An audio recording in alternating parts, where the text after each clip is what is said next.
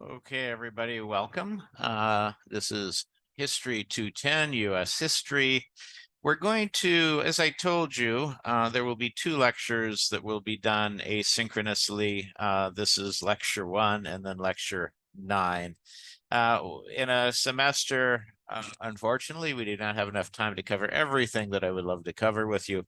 So I'm going to do this first lecture, which is on the beginnings, as I call it, prehistory to 1763. So looking at the time before we started to kind of get into what we could call the Revolutionary War era.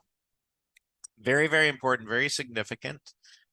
For many years, I taught a course on pre-Columbian civilizations. I'm very, my master's degree in history actually focused on Native American history. I wish I could maybe even teach a course on that, but we're teaching US history, and so I need to cover some very important details with you to make sure you're up to speed on what the Americas were like before the Revolutionary War period. All right, so here we go, lecture 1. Now, we'll actually cover these questions in class on our first day. We might have already covered it because probably you haven't watched this video yet, but I will be asking you, or did ask you, what do you know about pre-Columbian American history? I'll probably be impressed by a few points that you bring up. What do you know about the colonization of Americas, colonization in general? What do you know about the Columbian Exchange, what that is? It's very, very important for you to understand because it had world-changing impacts. Everything from the food that we eat to the diseases that we had to deal with, lots of things in the Columbian Exchange. And what do you know about the transatlantic slave trade? We have to focus on that. That is one of the horrors, I think, as we look at history in general, is the existence of slavery. Specifically, when we talk about the Americas, we have to deal with the transatlantic slave trade. Slavery has existed throughout ancient history up to almost, well, to the modern era, basically, because at least in the US, it was not eradicated until 1865 with the defeat of the Confederacy. But it continued, for example, in the Americas, in Brazil, I believe, until about 1888. The fact that you could actually own another human being, horrific to us to think about now. There are still elements of slavery out there. We can look at all sorts of situations with human trafficking. We can look at people who are in debt bondage around the world. We can talk about that also as we get into American history and talk about foreign policy and talk about human rights and other things. And then 5, what specifically would you like to learn about this era topic? You've all signed up for the course. It's an elective. So I hope you brought with you maybe some interest, some questions, something that you want to learn. But we'll go through these questions. We haven't done so already with you very soon. Some important points that you need to remember there. When we talk about pre-Columbian American civilizations, they were complex. They had writing systems, for example, the Olmecs and Central America and Mexico, what's now Mexico. They had complex governing systems. They had complex religious rituals and theology. They were amazing civilizations. In fact, the conquistadors, the Spanish soldiers who came in, who looked for the first time at Tenochtitlan, which was the Aztec capital, were stunned by its size, by its beauty, by its complexity. It was actually built in a lake, so it was like all of these little islands. It was kind of like Venice in a way. And so, you know, it was impressive. And we had mound building civilizations in the Mississippi Valley. We all sorts of complicated, industrious, unique, and also interconnected cultures and civilizations. So it's a beautiful study to look at those civilizations. And again, I wish we could spend more time on it. And of course, the Renaissance, what was happening in Europe? I mean, technologically, the shipbuilding, the way that the technology that was available to figure out like where you were on the globe, like the astrolabes and compasses and other things, were improving. Plus, there was this kind of push to go out and explore, like Henry the Navigator in Portugal, encouraging his sailors to go forth and find new markets, new places to colonize. The Spanish royal family that sponsored Christopher Columbus, for example. Even going back a little further to Marco Polo's and just this interest in what's out there. So what's beyond the horizon? So technology, curiosity, and a willingness, I suppose, by governments to invest in exploration helped this whole situation as far as Europe just kind of finding out about the rest of the world. We can't ignore Christopher Columbus. Complicated history in America. Some people say that he was a hero, others say he was a villain, back and forth. I'm kind of in the middle on it. I think he was a man of his times, with all the biases of a man of his times. Some courage, some interest, some adventure, a spirit. So we'll talk about him. The Spanish conquest, impossible to ignore. But one thing I do want to point out as we talk about the Spanish conquest is even if the Spaniards had shown up, and later the Portuguese and others, to the Americas only wanting to trade, not colonize, not take over, unfortunately, it would still have been a Holocaust of sorts, because what the Spanish brought and the Portuguese and everybody else brought were diseases that, because of a long history, like in Europe, of animal husbandry and that, the Europeans had built up some immunity to some diseases like the measles and smallpox and other things that the Native Americans had no immunity from. And so even if they showed up only wanting to trade, it would have still been something of a Holocaust, because most of the deaths that occurred in the New World among the Native Americans were caused not by swords or cannons, but by disease. People died from the diseases. They think, and we don't know because we don't have any way of knowing specific how many people were in the Americas before Christopher Columbus and that. But they estimate as high as 90% of the Native American populations were wiped out. 90% due to disease and other things. So it was horrific. What did the Spanish bring that might have been considered good? Well, they brought the horse, which revolutionized the Plains Indians' lifestyle. There are all sorts of legends among the Native Americans of the Plains, the American Plains, about when they first discovered the horse, because the Spanish brought over horses. Some of them escaped. They would mate and that out in the wild, and then we had these wonderfully brilliant wild stallions out there that the Native Americans learned how to deal with and how to ride, and that just revolutionized their lifestyle. So anyway, but we'll talk about that when we deal with the Columbian Exchange. And it is undeniable that Europe got rich from the Americas. In fact, the later Renaissance was pretty much funded by the Americas, by the silver and the gold and the other precious minerals, primarily, that the Europeans got from the New World. And then American farming encouraged the African slave trade. There were a lot of reasons. We'll talk about that, but the need for workers on the farms, whether those be sugar plantations or rice plantations or cotton plantations,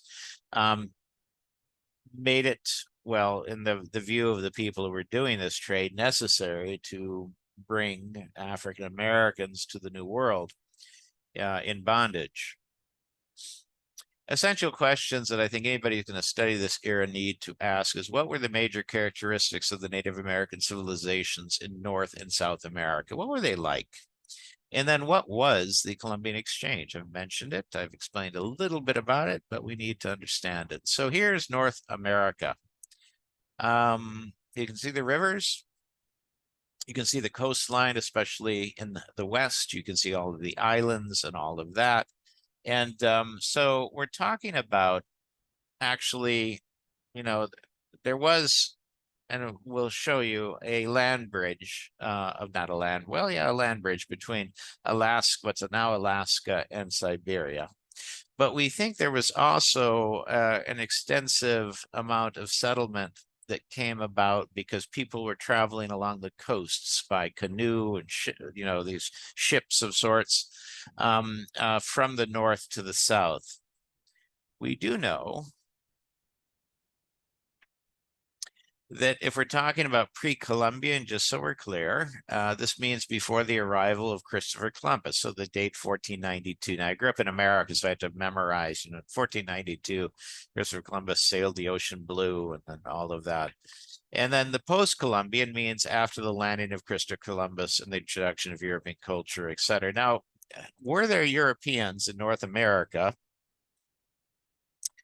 before Columbus? Yes, we know that the Vikings were in Newfoundland, up in the way north area that's now Canada. And they had settlements. We also know they had settlements in Greenland. Iceland was a thriving Viking civilization there. But what makes it different, I suppose, for whatever incursions Europeans, or there's also speculations about Asian influences. I mean, I won't really get into that, but there's some speculation, the possibility of some Asian travelers who reached the West Coast. But the difference is the intensity and what was happening. So the Vikings showed up. They probably traded a bit. They might have been looking for copper and things as well. They called the area of Newfoundland, I think, Vinland, because they had found some wild grapes or berries and things there. But they never in an expansive way. They kind of stayed in a couple of little settlements up in Newfoundland, and that was it. They didn't really go into the interior. They didn't trade heavily. There was very little exchange. But when Christopher Columbus came over and quote unquote discovered the New World, it opened the floodgates. And then suddenly Europeans were very interested in coming to explore North and South America. Well, actually, they didn't even know what it was. They thought originally that they'd reached Asia. And then trade of goods, taking over Native American tribes, basically stealing all of the minerals, gold, silver, and all of that.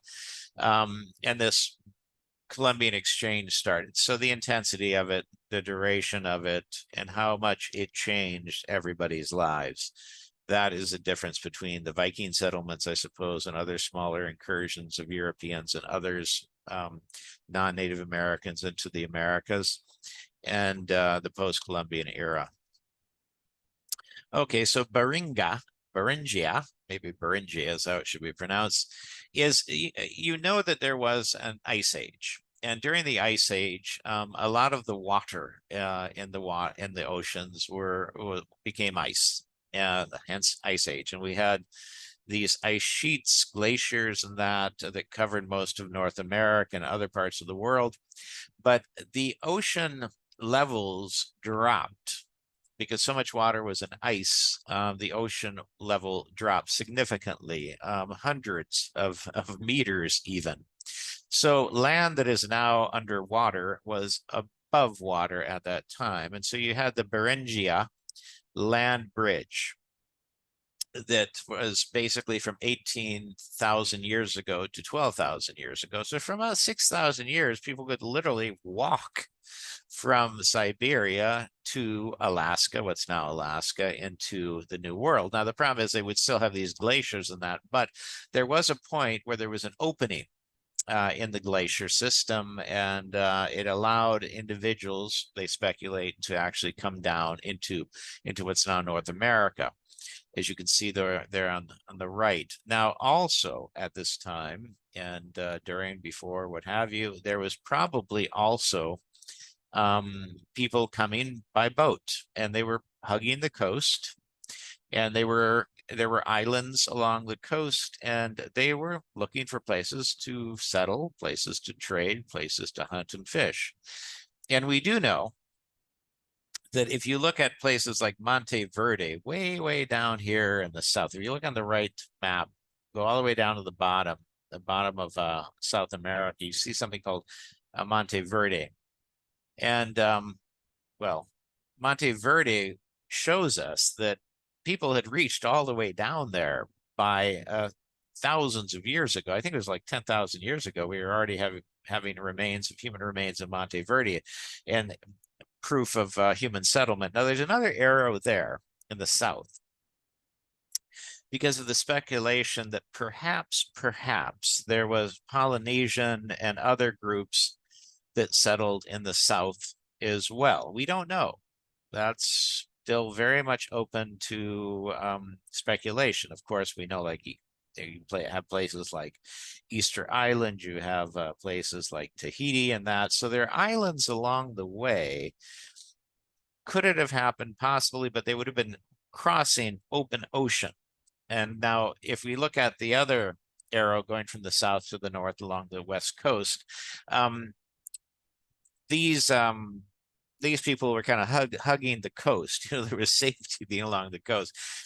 Going across ocean is a challenge. It's been done, like Thor Heyerdahl, you know, with the Kon-Tiki, tried to show it could be done and successfully did do that, crossing hundreds and hundreds of kilometers of open ocean.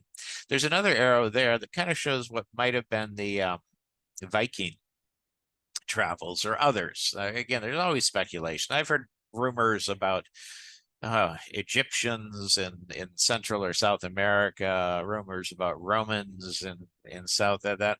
And who knows, there could have been some sort of a situation. For example, with the Romans, maybe a ship got, you know, off course during a storm, got caught in the currents and ended up on a beach in South America. That probably did happen. But again, the difference here is those were not, like when we talk about post-Columbian, it was not a situation where people were trying to settle. They were trying to go and live long-term. These were accidents, basically, if they happened at all. And they probably did over the course of human history. You know, boats get off course, people get marooned, all sorts of things happen.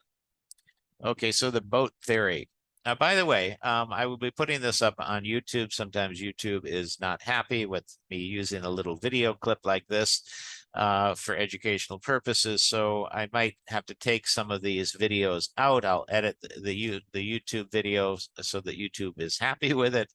And then I will put the links to these videos up in Ames for you, so you'll still have access to it. So I don't know. I just am telling you that because that's just the nature of YouTube. Copyright is important, and we want to make sure that everything is legal and what we use here is appropriate.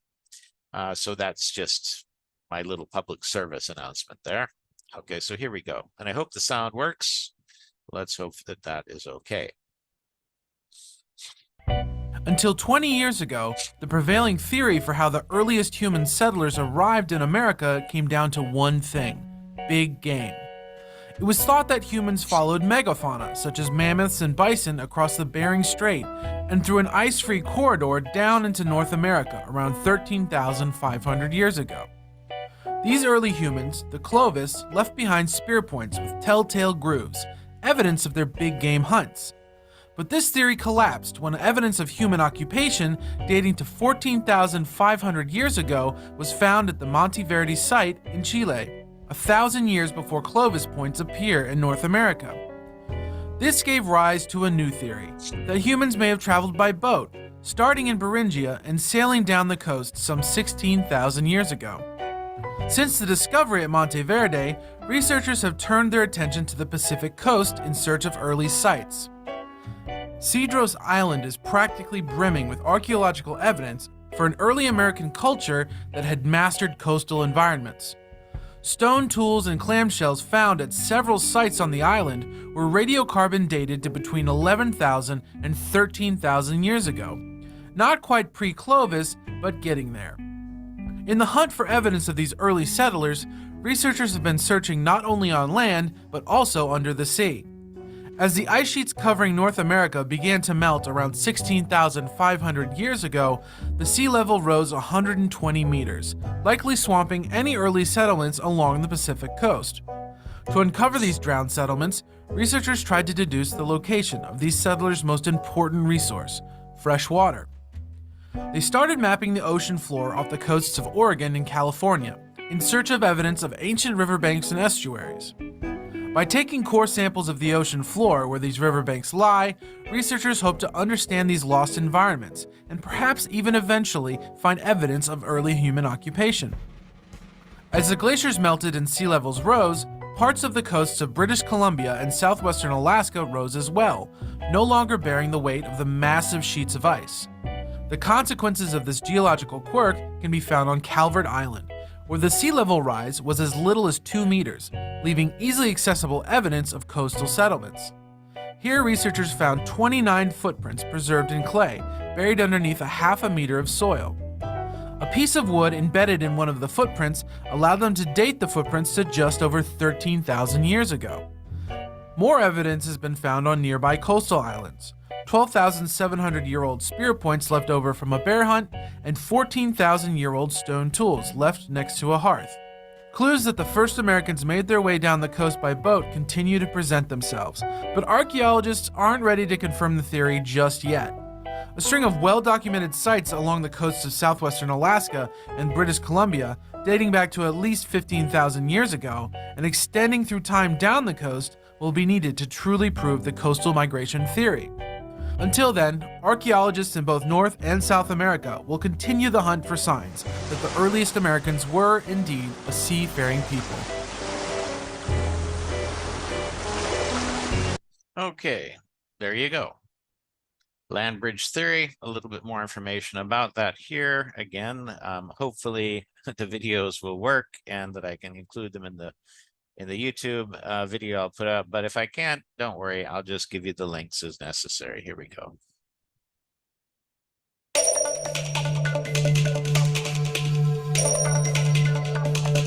During the last ice age, about 12,000 to 17,000 years ago, humans were forced to follow the food supply of large mammals with their fur, meat, and bones crucial to survival. As the big mammals, most notably the woolly mammoths, grew increasingly scarce in what is now Siberia, humans ventured further east over a bridge of land that joined Siberia to Alaska. It was called the Bering Land Bridge. Now covered by the water of the Bering Strait, it was once exposed when sea levels, mostly taken up by massive glaciers, were 300 to 400 feet lower than they are today. These people came down from Asia across the Bering Strait at least 14,000 years before Christ. And they started coming down, so the first area to be populated was Canada and the US, and then all the way down to South America. This is the sort of the real proof that we have of the presence of people in the continent. The first humans to enter the Americas migrated quickly across ice-free corridors of dry land. Some would skirt the Rocky Mountains on the west, others were drawn to the Great Plains of the Midwest. Other groups continued to move further south, through Mexico and deep into South America. Throughout North America, humans found a rich supply of mammoths, mastodons, and giant beavers. Other mammals indigenous to America, such as horses, camels, cheetahs, and deer, were abundant. Hunting new animals forced humans to develop new weapons, longer spears, and new chiseled stone blades. But the climate slowly warmed, and the Ice Age came to an end. The warmer temperatures caused certain areas to become arid, and the large mammals lost much of their food supply. By about 9,000 BC, many of the huge beasts became extinct. The loss of the big mammals marked the end of an era. As humans were forced to search for new sources of food and clothing, they began to travel and interact with other groups of humans. These tribes eventually traded with each other for the survival of their communities. The Archaic period had begun. Okay, there you go. So, some important things to remember. We're not 100% sure about the boat theory, although I think we've got enough proof that that is probably a logical, way that people would have traveled down the coast. We probably, what ultimately it was probably a multitude of ways that people got to what's the New World, and that settlement was taking place here, at least probably 15,000 years ago. People were moving in. The question about whether they actually traveled the southern route from, like Indonesia, Australia, and those areas across the Polynesian islands, that's a little bit more speculative. But people traveled. People were looking for, places that they could hunt game they were used to. They were discovering new food sources. They were also developing agricultural cultures in the New World. The same thing was happening in different parts of the world. So things were happening. And we know that the Ice Age did have an effect on the population of the Americans. What if it had not occurred? What if the Ice Age had not occurred? Would the people have still traveled? I think yes. I think that people still, if they have a food source that's disappeared in one place, they have to look for food sources elsewhere. So I think they would have. Now, it would have been the same intensity of settlement, same numbers of people coming over, probably not, but who knows? Again, we speculate with those questions. Paleo-Americans. Paleo means kind of early, kind of not pre, but early. So you had different tribal family groups. We can identify them through linguistic, artifacts in the languages that people speak and even speak up to today. They developed their own languages, had some common elements between different regions. But for example, during this time, the Pre-Columbian time, there were basically 5 major languages groups that developed in the primarily North America. You had the Algonquin, which is Canada and New England. They spoke kind of a language, dialects of which they could possibly understand each other. You had the Iroquois, which was the Great Lakes region, which is from where I'm from.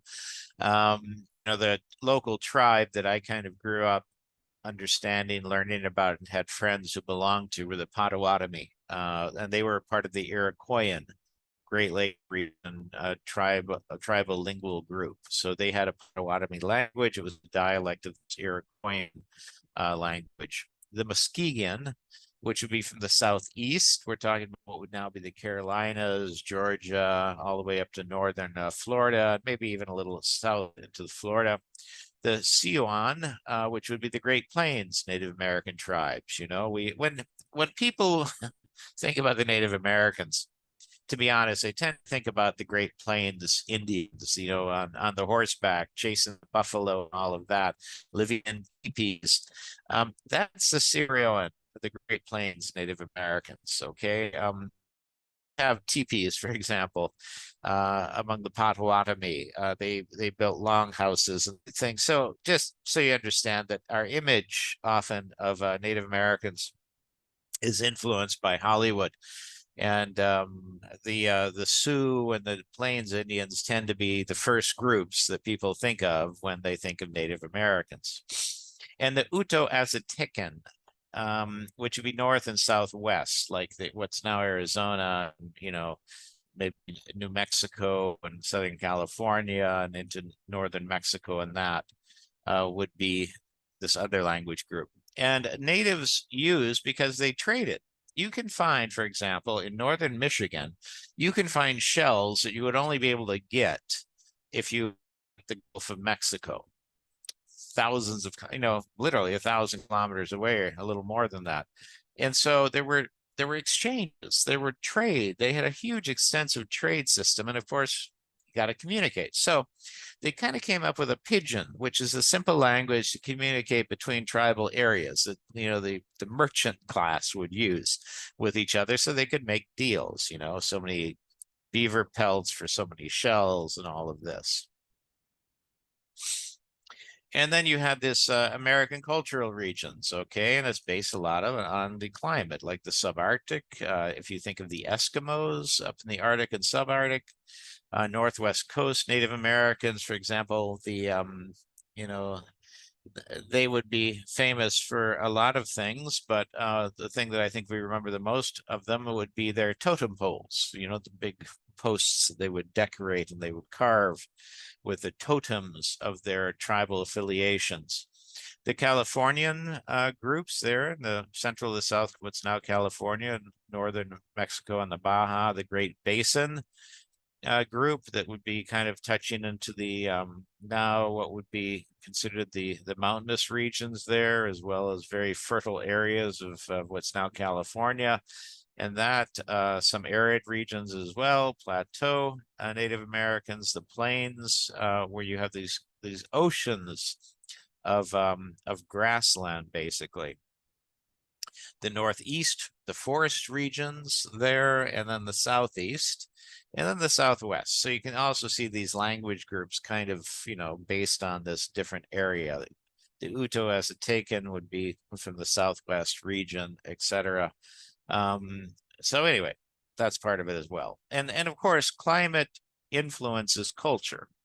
The cultures of the Eskimos, for example, in the north would be influenced by the fact that they lived in a very cold climate where they could not readily have agriculture. They had to subsist on hunting, and the ocean was very important to them and all of that. So culture is influenced by climate. And then they call about the Archaic Age, the early age. Again, these terms, I just want you to have heard them. Pretty much in class, I'll talk about only Pre-Columbian. But there are other terms that historians, anthropologists, archaeologists use. So I just want you to make sure that you at least have heard them, so you understand if they're talking about the Archaic Age, what they're talking about. And the Archaic Age began when Native Americans began to form settled communities, staying in one place. And why do you do that? Because you have a food source, you have a water source, and you're encouraged by that to also develop an agricultural base. So settled communities, did agriculture come first, or before settled communities, or settled communities lead to agriculture? I think they're kind of blended there. And natives also developed agriculture based on domesticating wild plants. That's kind of the secret of agriculture. You take these wonderful wild plants that you seem to enjoy eating, and you work with them and try to make them even better. So the squash, the gourd, the pumpkin, the sunflower, the bean, and maize, corn. These are some things that were first domesticated in the Americas. And the natives also domesticated animals, for example, the dog and a pack animal, beast of burden, and the turkey for a ready food source. So they actually use dogs as pack animals. And like, for example, in the far north, in the Arctic and that, they even use dogs to help them travel. Sled dogs would pull sleds, for example. So they use dogs for pack animals. Way down in the south, the Incas actually domesticated the llama, for example, as another pack animal. And the turkey was domesticated throughout the Americas, and, Central America, and Mexico, and even in North America as a food source. The Three Sisters are the traditional, especially in the North America, the traditional foods that would be grown together. They called it Three Sisters because they would always plant these three things together. They kind of complemented each other in a way. You had corn, beans, and squash. You had the corn plant that would grow tall. You had what maize that they would call it. So the corn plant would grow tall. The beans would the vines for the beans would climb up the corn stalk. And then you had squash that would be growing on the ground, but then the leaves would kind of protect and insulate the corn plant. So they basically were symbiotic. They would kind of work together and thrive this way. So corn, beans, and squash formed kind of the backbone of a lot of Native American diets. And there was diversity. I'm just going to show this quickly, just so you can see the beautiful diversity of the Native Americans during the pre-Columbian era. I mean, for example, you have the Anasazi and the Hohokam cultures down in the Southwest. They were basically city cultures in a way. They built these wonderful cities, villages up in the, in the cave systems, and they had these pueblos, and they had a beautiful, art and religion. But they were kind of primarily known for these interesting settlements they developed. And of course, it was an arid region, so they were always very concerned with preservation of water and all of that. And they used for building materials things that might not have worked very well in a wet climate. The Mississippian culture, a lot of people don't know much about it, but Cahokia and all these other places, these were mound builders. They built literally almost like pyramids, but flat pyramids. Huge civilization, huge cities, like 20,000 people, for example, living in Cahokia in this area. And they built these mounds for religious purposes, maybe for governmental purposes as well. They were ruled by a king and a nobility. They had an interesting, their pottery wasn't just pottery to make things that you would, for example, make a pot and put things inside. It was also an artistic expression. And so some things they made, and this was not just their culture, others would also just, of course, the Inuit culture, the Eskimos, most people call them, but the Inuit culture, they lived in the far north. They had to develop systems of livelihoods to survive there in very, very harsh climates. I mentioned the dog sledge. You can see that there. And so they, we get this image of them living in igloos, which would be the ice block dwellings, but those are temporary. They didn't live in those all the time. They would build them if they were hunting out on the ice or that, or as temporary dwellings. But usually they lived in these kind of earthen mound dwellings, as you see there in the central picture in the top. And they had these very interesting, complex clothing that they would wear to survive in the very, very harsh environments. They also gave us the kayak, by the way. And I mentioned the totem poles, the Northwest cultures. There you go. And these totems would be significant. They would be images of the family or tribal association, the gods. Beautiful things. If you ever have a chance to go to a museum and see them, do so. They were very ocean-centric as well. I mean, they tended to, like, for example, a lot of the totems were associated with the sea, the whales and other things, and they were a whaling culture as well. And though whaling is illegal in the US, some tribes have the right, because of their culture, to go out and using traditional harpoons and kayaks and boats and all of these things, they're allowed to take like a whale every year or something like that to kind of maintain their culture. So a very small scale. And we find that in several places, like in Michigan, you're not allowed to use nets to fish in the Great Lakes, but certain tribes are allowed to do it because that's a traditional food source, et cetera, et cetera. So in the modern world, quote unquote, we try to, often governments try to allow certain expressions of culture to continue. So something that might be illegal generally is allowed on a very small scale from the Native Americans, again, as a reference and point and a allowance for their culture. Southwest culture, arid region. Again, they came up with unique ways of living. You can see the wonderful rug there in the center picture in the top center. Well, one interesting thing they would do is they would go and take these rugs. They would be kind of the openings to their dwellings, and they would dip the rug in water in the morning and hang it in front of the dwelling. And then as the water evaporated, it would actually cool down the dwelling. I just mentioned that because they came up with some ingenious ways to stay cool in the very, very hot summers and warm in what often is a very cold winter.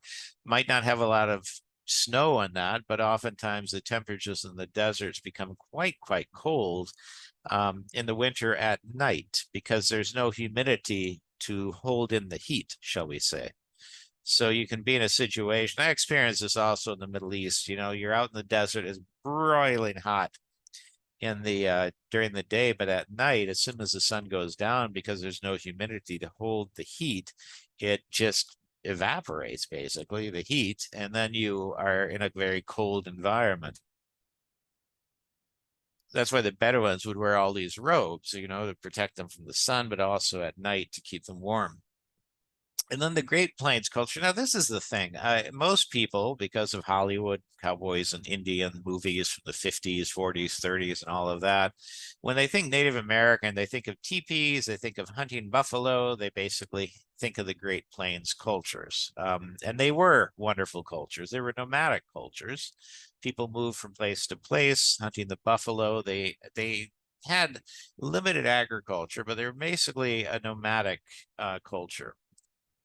And they, by the way, traditionally the women were in charge of the teepees, taking them down, putting them up. And I guess I read somewhere they could do this, like these large tents, basically put them up within a matter of minutes and take them down again within a matter of minutes. So they were very mobile, very mobile. And the Eastern woodland cultures, now they would build these longhouses where you would have multiple families living in these very long dwellings, you know, and they made them out of bark and, you know, wood and that, and had complex cultures, tribal systems, chiefs, all of this. And then you would have, there you see the three sisters again.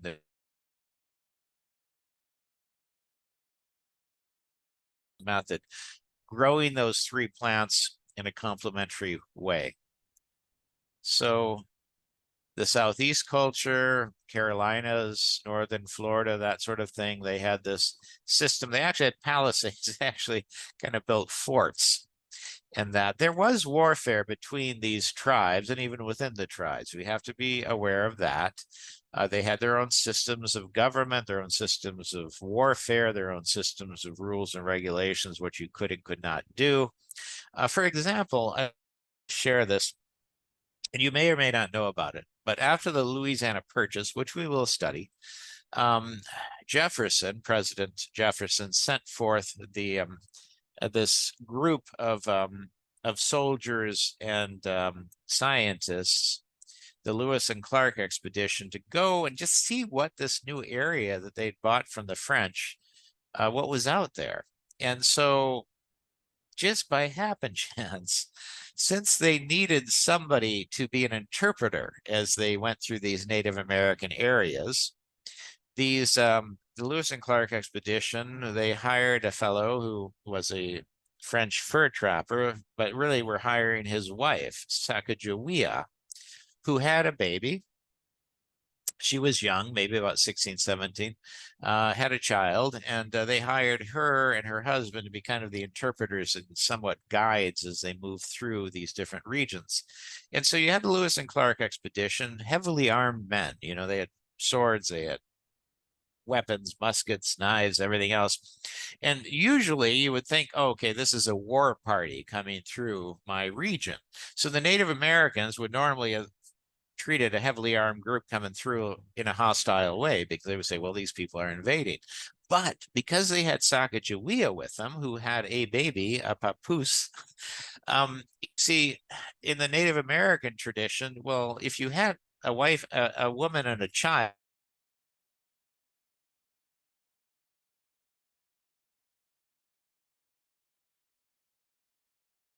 got a woman with a child, so they must not be wanting to fight us. And then Sacagawea was able to communicate with these different tribes, often using probably the pidgin that we talked about. And, you know, of course, the Lewis and Clark expedition also brought gifts to give to the tribal chiefs and things. And they were allowed to go all the way through to the Pacific Ocean, you know, pretty much unmolested by the Native American tribes. They did have several deaths. Some of them were due to illness. One fellow had a ruptured appendix. You know, there was no way to treat that, so he ended up dying from sepsis. But they were able to travel hundreds upon hundreds of miles, 1,000 kilometers, such, through what would normally have been maybe a hostile environment due to Sacagawea, who carried her baby with her the whole way through. And so Native culture in North America, again, I wanted you to see the beautiful diversity in these cultures. But a few things were kind of stayed the same throughout all of the tribes. And most tribes were matrilineal, which means the family identity came through the mother, not through the father. So you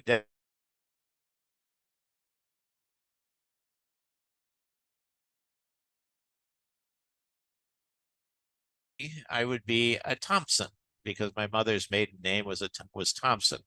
And I would identify my lineage through my mother, not through my father. And then my children would be identifying their lineage, not through me, but through their mother. So that's how it worked. And most tribes are this way. Native tribes were highly democratic. I mean, the people ruled. They voted. They voted for the chiefs. They voted the chiefs out. And they also had a bureaucracy. They organized with the chain of command. So usually the chiefs were male, usually, but not always. There were some cases where they were like princesses and, queens almost in certain tribes, especially in the Southeast. For example, the Iroquois had an interesting system by which they would select the chief. The chief would be male. That was what would happen. The chief always was male. However, the people who voted on who should be the chief were the women.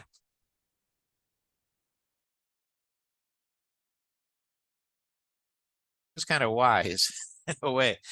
Okay, if you have a bunch of young warriors, all those, fighters in the tribe, who do they want to be their leader? Oh, they want to get the toughest, most warlike, leader to lead them in battle against the other tribes. That would be what they would naturally probably want, a bunch of young guys.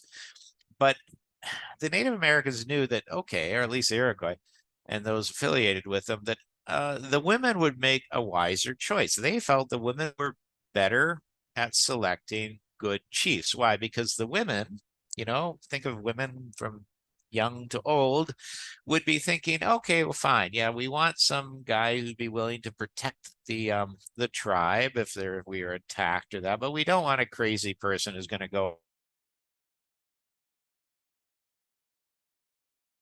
here that need to be cared for. We have elderly here who need to be cared for. We have some handicap perhaps that we need to care for. We want a chief who, yes, will be tough when he needs to be tough and defend us when he needs to defend us.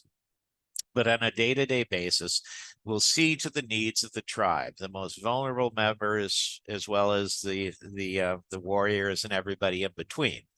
And so they felt the Iroquois and those who were associated with that tribe that that was the best way to select a chief. And by the way, the Iroquois, actually, at one point, the Iroquois Empire stretched to a larger extent. And of course, there were associated tribes and, alliances and that. A region that was actually larger than the Roman Empire. I mean, we're talking about from all the way from Hudson Bay down to like literally almost the Gulf of Mexico. So through these associations. So they were a very powerful tribal group. And the one thing that would ultimately, I think, cause a lot of friction when we talk about colonization was in a very, very distinct and important difference in the view of property between Europeans and the Native Americans. Native Americans did you couldn't own the land. The land was owned by everybody. It was owned by Manitou, for example, a term for God from one of the languages. And man was only supposed to steward it, look after it. So the Native American view of land was you can't really own it. We share it because it doesn't belong to anybody but God or the gods. Whereas Europeans would come in and say, oh, we want this land. And maybe they would give the Native Americans some gifts to say, oh, this is our land. And then the Native Americans was, well, sure, yeah, you can use it, no problem. But then Europeans would put up fences and say, well, yeah, now it's ours. We use it. You can't. And so this was a cultural difference of view that was really significant, and it caused an incredible amount of problems, between the groups, between Europeans and Native Americans. And no native tribes in North America at that point had any form of written language that we know of. Later on, many years later on, the Cherokee would actually, the system is still used, by the way. There was a writing system, one of maybe 4 times in human history where writing was kind of developed independently.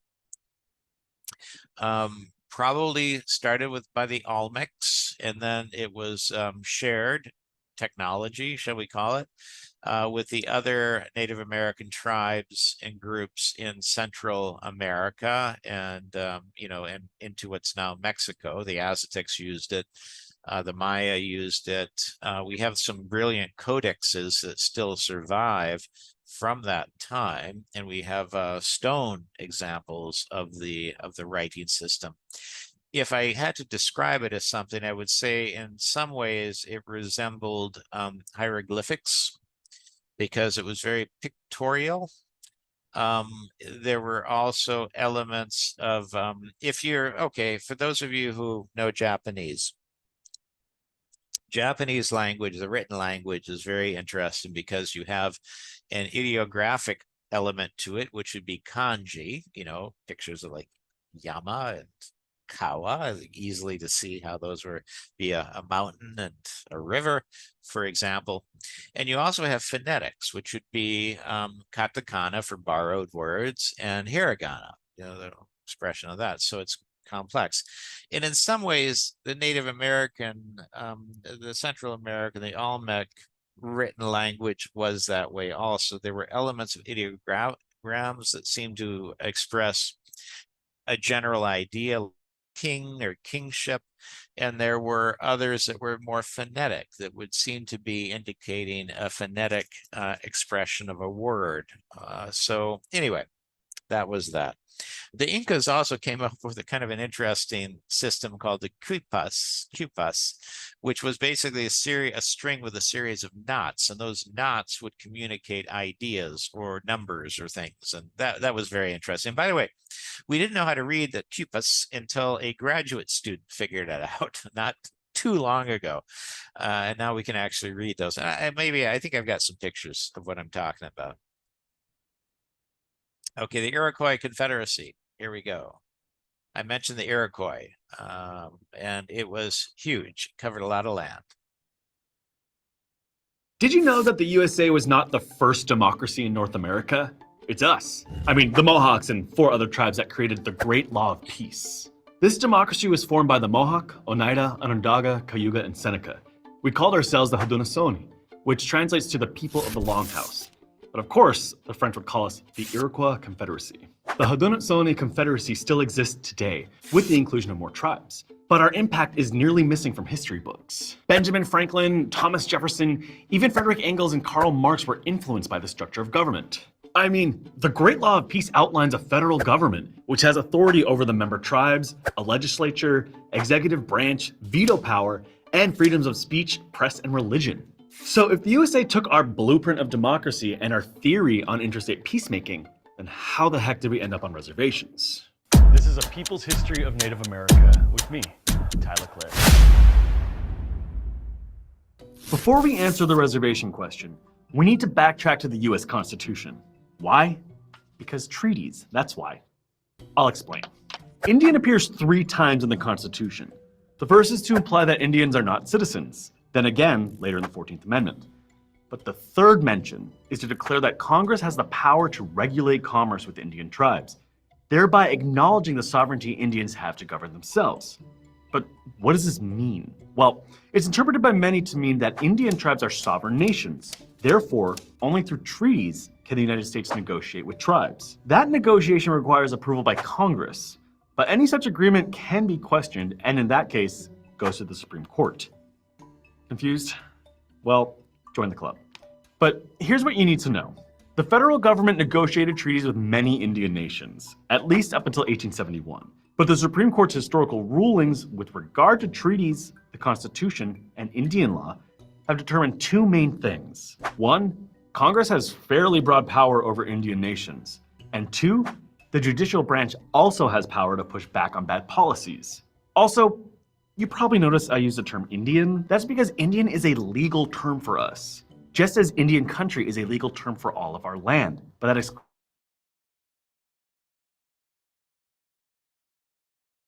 the United States has had a nation-to-nation relationship with tribes for nearly 250 years, and during that time has acquired 1.5 billion acres of our land. Tribal nations are both confined to reservations on Indian country and legally dependent on the federal government.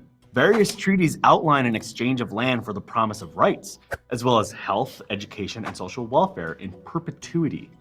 What happened? Were those treaties the worst deals of all time? Well, no. So why aren't these treaties honored? Treaties, despite being legally valid, had many issues when they were written.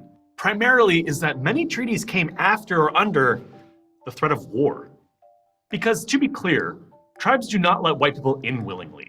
We have records of wars and battles starting in the 1600s going all the way until 1923. Let's take some time to scroll on screen so you can see what I'm talking about.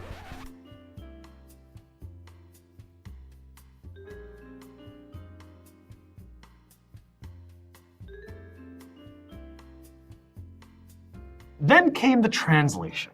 Translators, let alone accurate translators, were few and far between. What was meant and what was written were sometimes two separate things that were settled in court or on the battlefield. But at the end of the day, the vast majority of these treaties could be interpreted like this. If Indians signed a treaty, they can hunt, fish, and live as they want, but on an area reserved for them, or a reservation. In exchange, they would give up their current land base, ensuring the federal government would continue to take care of them since America capitalized off our resources. From 1778 to 1871, the federal government ratified over 370 treaties with tribal nations, and it's safe to say all have been broken. Now, let's take a look at today's reservations and some of the current statistics around reservations. You often see low income, high rates of incarceration, low access to clean drinking water, not to mention the actual location. Far away from major public infrastructure or even cities, these are not the statistics of people who are taken care of. Indians signed those treaties in part to ensure the futures of their descendants. Since then, we've been fighting and litigating our way to get America to uphold these treaty promises and respect our cultures and lifeways. The first set of cases that validated our treaty promises is referred to as the Marshall Trilogy. Out of these cases came the doctrine of federal trust responsibility, meaning that since tribes have inherent sovereignty over their lands and governance, and if the federal government takes their land by treaty or otherwise, they must be compensated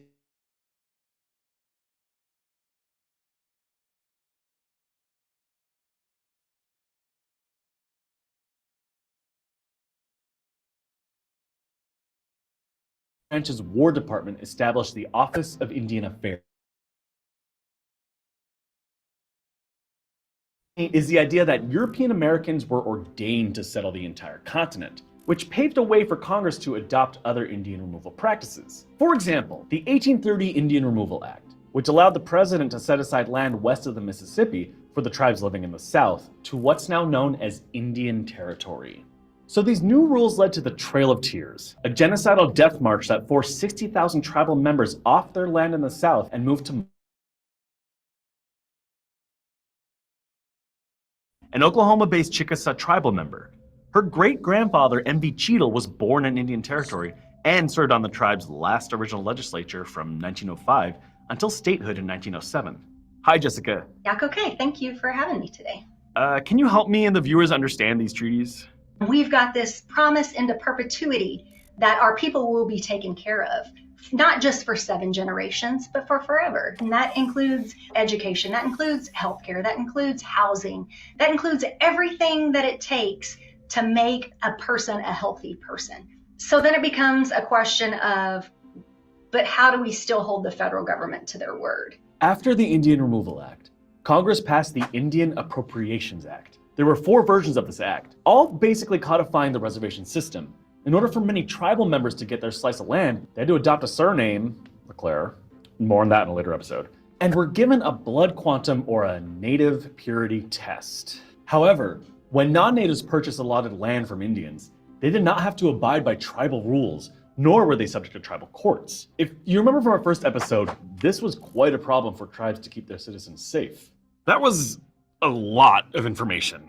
And you might be thinking reservations are really bad, but we haven't explained why reservations are important to Native Americans. To help us answer, let's bring back Jessica.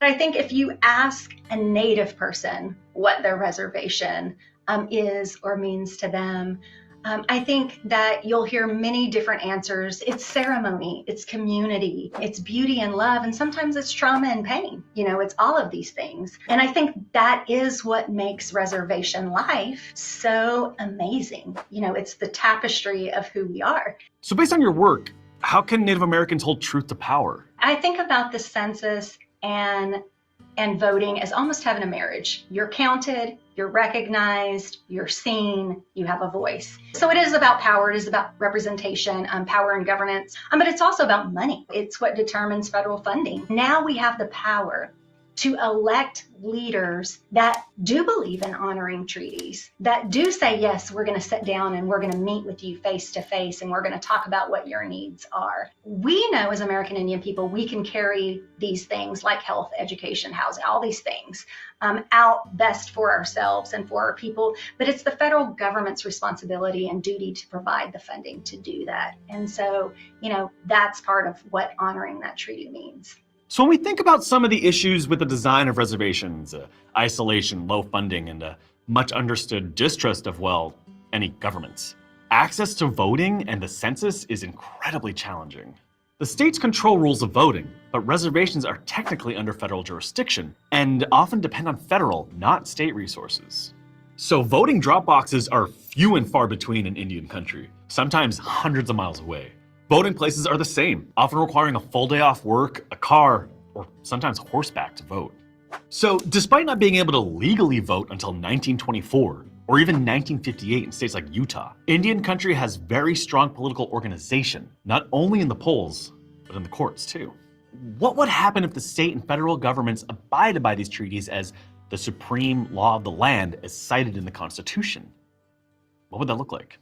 Fences preventing interstate migration of elk, deer, bison, and other barriers to hunting would be removed. Reservation schools, hospitals, and infrastructure would look way better than they do right now. Take the Indian Health Services. A federal report found that an estimated $51 billion is needed to provide adequate care to all patients. And before you get sticker shock, the US budget pays nearly 10 times that amount in interest on loans. But our treaties do not mention deficit spending. They promise tribes healthcare, education, sovereignty, hunting, fishing, and culture for as long as the water flows and the grass grows. Thank you for watching. Okay, I hope you could watch that. Again, I have to wait and see what YouTube tells me, but if you were not able to watch it, if there's suddenly a kind of a glitch there, I will put the link in AIMS so you can watch that wonderful video. It covered a lot into the modern world, but we're going to be touching on all of those things like the Trail of Tears, about the tribal system, about the treaties, and that as we go through the semester. So I figured it was worth kind of just watching that whole little video. A lot of good information. Exploration, I mentioned this at the beginning. It was the age of exploration, it's been called, and for a variety of reasons, with the Renaissance, with technologies that allowed them to build sturdier ships and pilot those ships. For example, the use of astrolabes, the use of compasses, and that, and allowed the Europeans primarily to start sailing and exploring. You can see a few of these, like for example, Magellan, although he died on the trip, it's still given credit for him and his crew having circumnavigated the Earth for the first time that we know of. Okay, Columbus going to not mainland North and South America, but the islands of the Caribbean, Da Gama going around the Africa to get to India, and you can just see all of these different efforts. Why the interest in exploration? For example, Asia, we had Marco Polo's writings when he went to the court of the Great Khan, it was in China, and it sparked interest. So he traveled, well, about 1300s, and in his writings, he was based in Venice, became of interest. People were curious, what's out there? Where are these goods like silk coming from? And Asian goods, spices and silk primarily, were sought after in Europe. In fact, there was a time, the Roman Empire, they would actually import silk, but they didn't know how it was made or really understand where it came from. They just knew it came from the East, and it was very expensive. And but then at one point, conflicts between Islam and European governments, and that, I mean, the Turks, Ottoman Turks, Turkey was taken over. Byzantium fell in about 1453.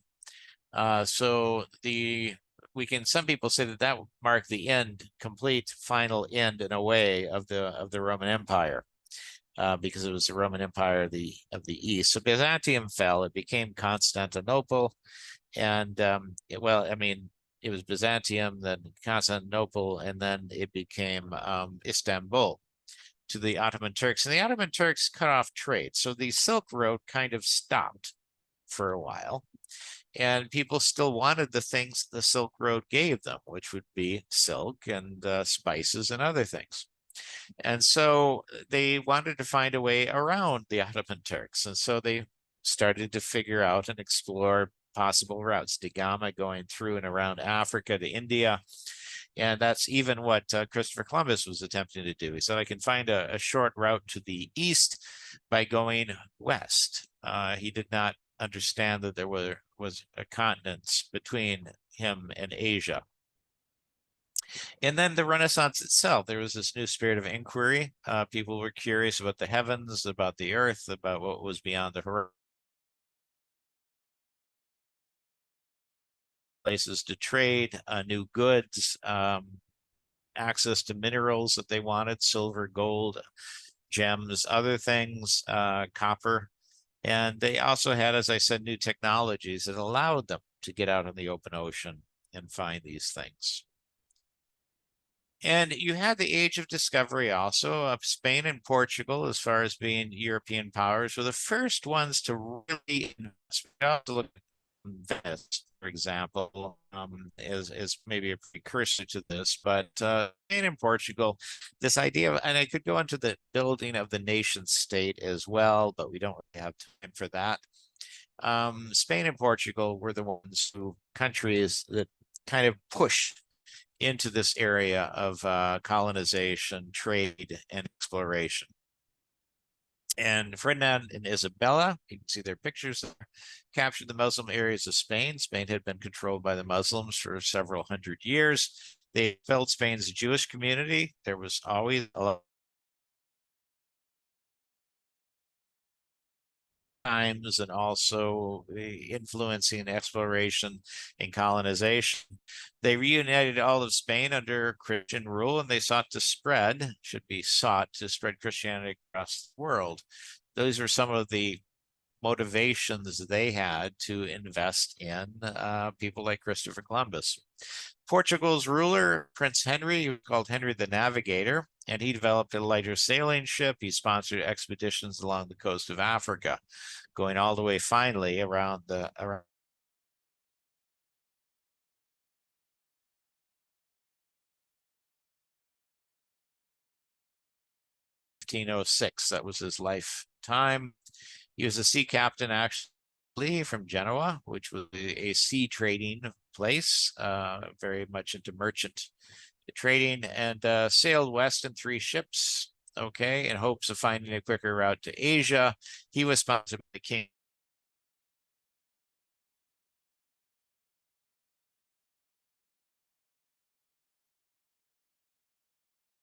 He had about this until the end of his life. He still thought he found a part of Asia. But anyway, now the Columbian Exchange, I mentioned a little bit, and let me just put a few things up on the screen here for you. These are some things, that goods from America that went to Europe, things we didn't have before. the Columbian exchange, like tomatoes, corn, potatoes, peppers, squash, pineapples, chocolate, tobacco, and turkey, as in the bird, not the country. Goods from Europe to America: wheat, sugar, cattle, horses, pigs, sheep, chickens, and grains. And by the way, there were horses.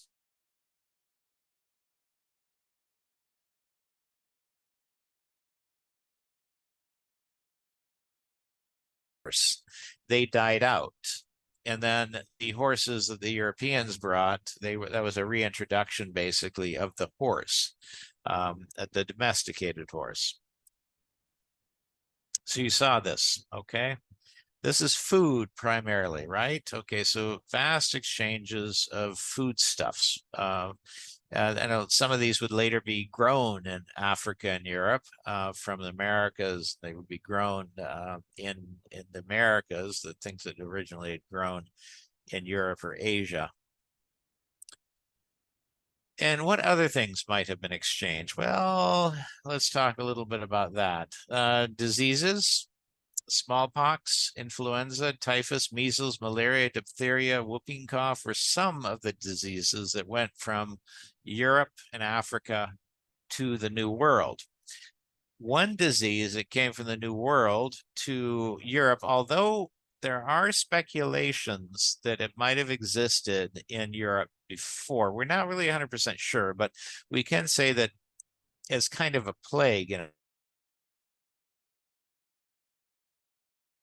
Europe would be syphilis.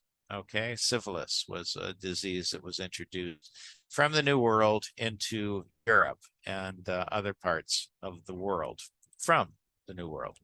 But again, there are some cases where they're discovering some skeletons that show maybe some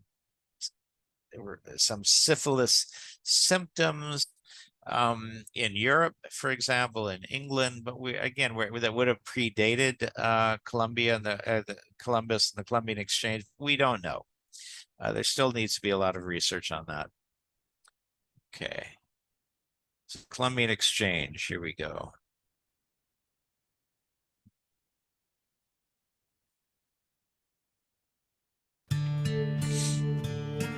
Since the Americas who began coming in 1492, initiated a cultural exchange that would have profound repercussions for both sides. The Indians would be brought to the brink of extinction. The Europeans would benefit enormously from an introduction to Indian crops and animals. The American plants have a tremendous impact on the Old World because they're so much more productive than the plants on which the Old World relied. So what they called maize, what we call corn, really transformed cuisines all over Europe and Africa and even into China. And sweet potatoes spread into Asia.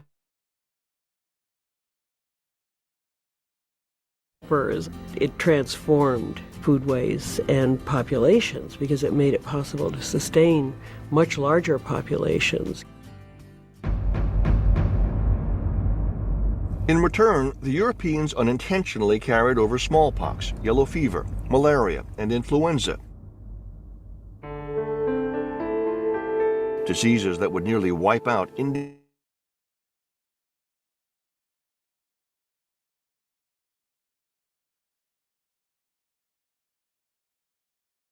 And that's why the epidemics of diseases brought by Europeans were so devastating to the Indians, and even the common cold or flu could. In the Indian population over a relatively short period of time.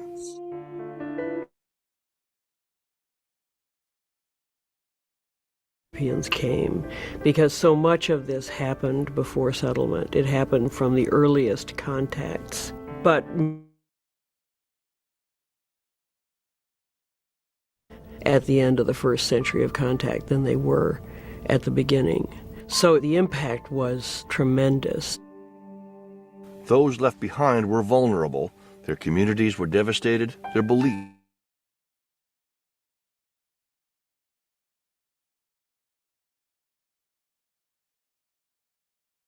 did not get sick, or certainly not in,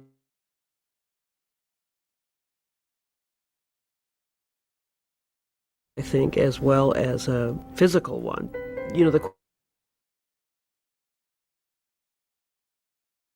sort of extreme way of putting it, but I think that must have been the way they saw it.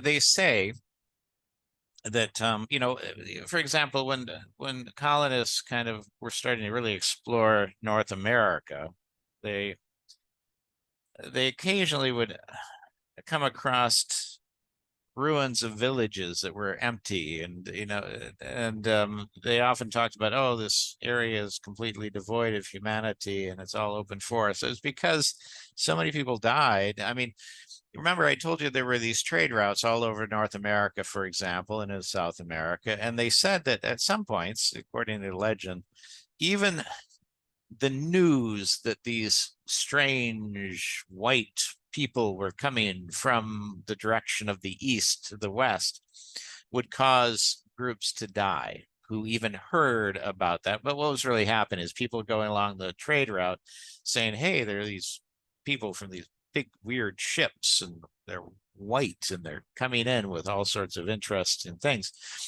The person who's bringing that message to the tribe probably was already infected with a disease. So the diseases went ahead of the settlement, of the colonization of the Europeans along these trade routes to every part of North America and South America, and devastated populations.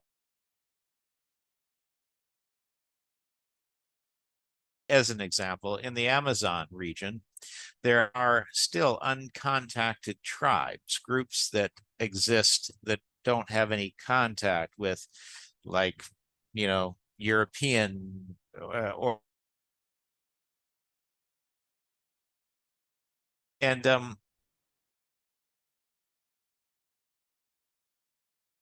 are all sorts of laws about trying to inhibit contact. Why? Because these groups probably, since they've lived in isolation, do not have any of the, aren't able to withstand European diseases. If you have no immunity, if you get measles, you could die.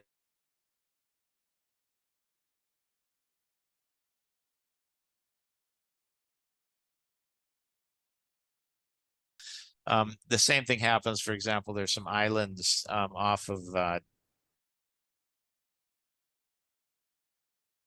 there thousands of years, and there's hesitations on they give somebody, for example, COVID, everybody in that tribe on that island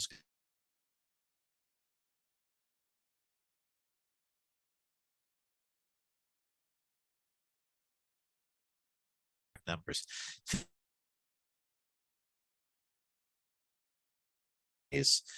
And in the region,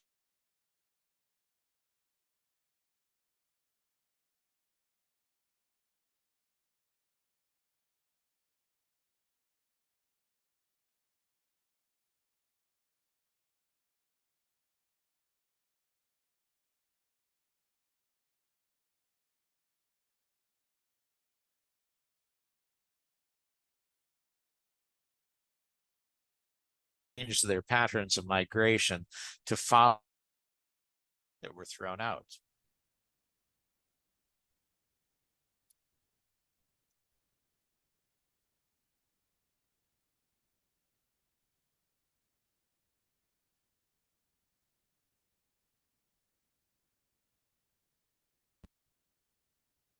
Okay, here I am again. I don't know what just happened, but I'm back.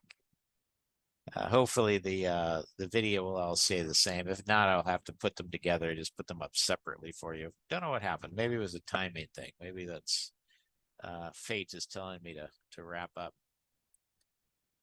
So the Atlantic slave trade, here we go.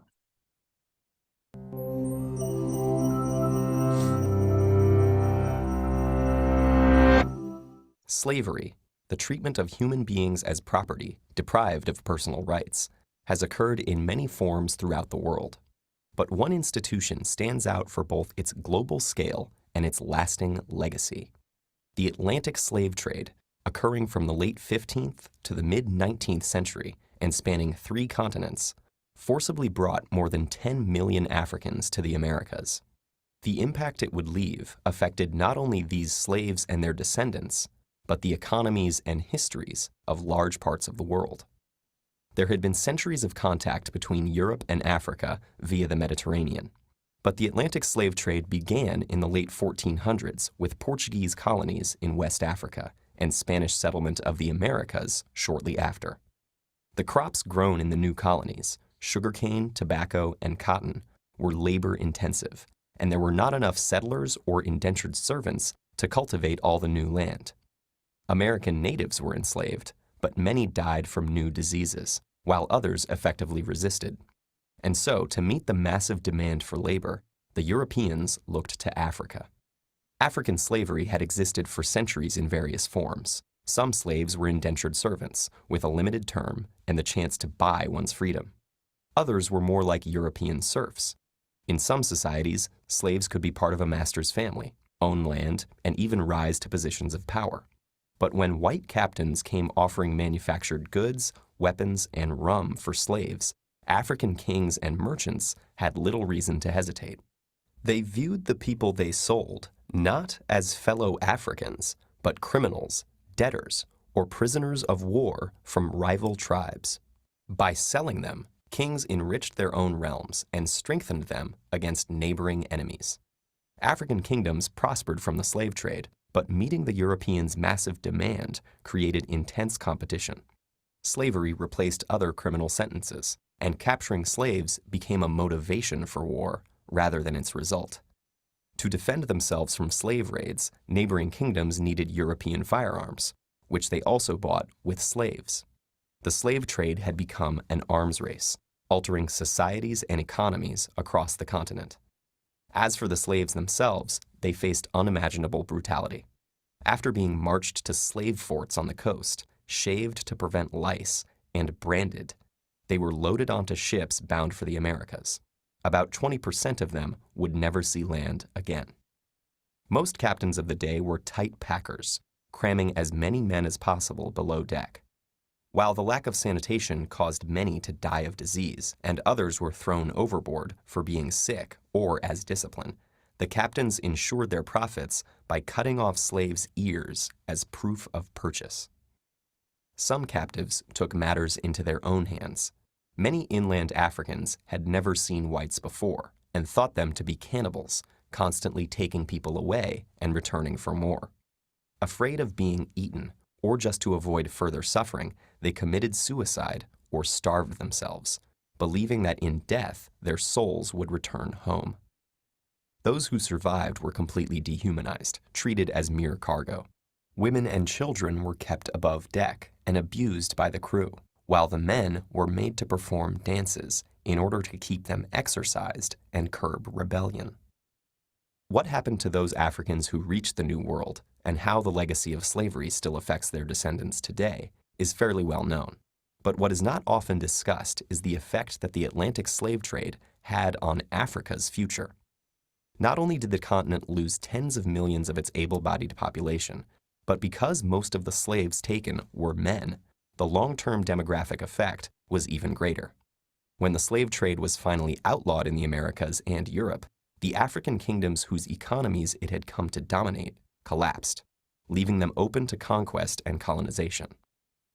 And the increased competition and influx of European weapons fueled warfare and instability that continues to this day. The Atlantic slave trade also contributed to the development of racist ideology.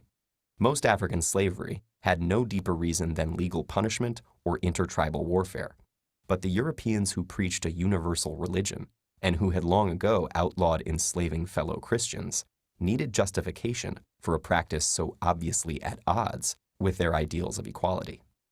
So they claimed that Africans were biologically inferior and destined to be slaves, making great efforts to justify this theory. Thus, slavery in Europe and the Americas acquired a racial basis, making it impossible for slaves and their future descendants to attain equal status in society. In all of these ways, the Atlantic slave trade was an injustice on a massive scale, whose impact has continued long after its abolition. All right.